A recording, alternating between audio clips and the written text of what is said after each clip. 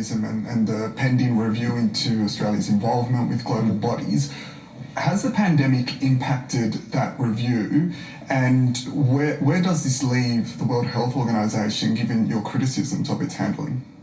Well, I've just said a few times, I think, and my criticisms, I think, bear out the warnings that I provided in that speech to the Lowy Institute. I'd say, if anything, events have only reaffirmed my view that I articulated to the Lowy Institute last year. I think it was back in September.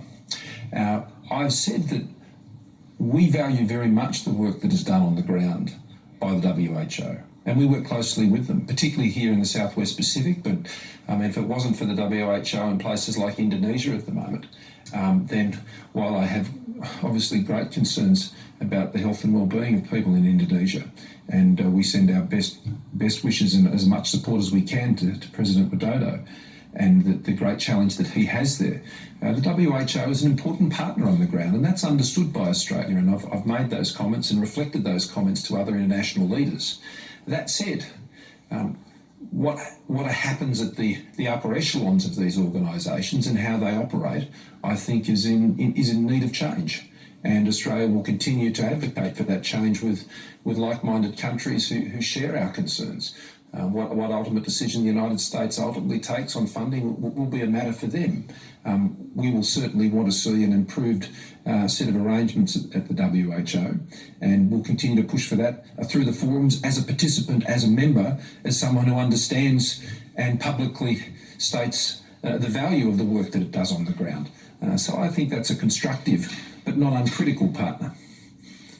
Will the federal government release the redacted parts of the Royal Commission into Well, that's been worked through by the Attorney General, and I'll leave that matter to him, and I know they've been engaging with the relevant agencies on that in a positive way, so I'll leave that for him to address directly with you.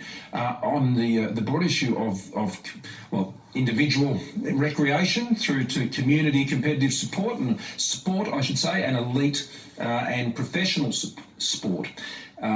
That is an important body of work that now has to be done, and I don't want to preempt any of that. Obviously, we're doing it from the point of view of being in a position to be able to enable it again, and what is a safe way to be able to do that and to get as much consistency as we possibly can across all the states and territories. And that was strongly supported today by all the states and territories. Having something along those lines they would find very helpful, as I'm sure their residents would find helpful as well.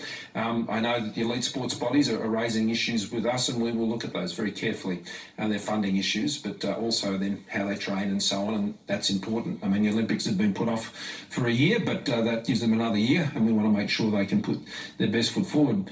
In terms of the big codes, AFL, NRL, things like that, well, they're both working through states and territories presently.